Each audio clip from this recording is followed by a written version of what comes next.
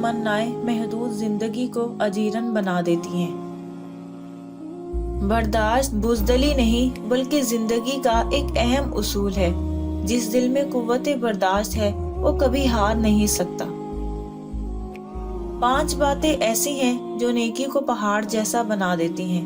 मुस्तकिल सदका करते रहना चाहे कम हो, सिला रहमी करते रहना, खुदा के रास्ते में जिहाद करते रहना जिस नोयत से भी हो, हर वक्त बावुज़ू रहने की आदत, हमेशा और हर हाल में वालिदैन की इताअत।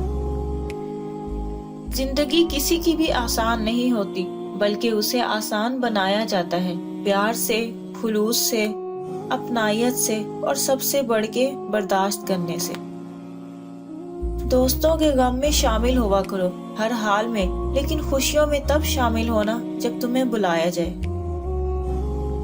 इमाम शाफी फरमाते हैं, कुरान पाक में एक ऐसी आयत है जो जालिम के दिल में तीर और मजलूम के दिल में मरहम बन जाती है।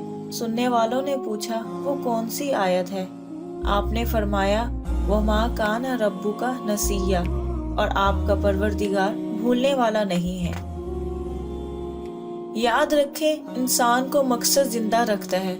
जब इंसान की जिंदगी का कोई मकसद ना रहे तो एक एक करके उसके जिस्म के आज़ा दम तोड़ना शुरू हो जाते हैं।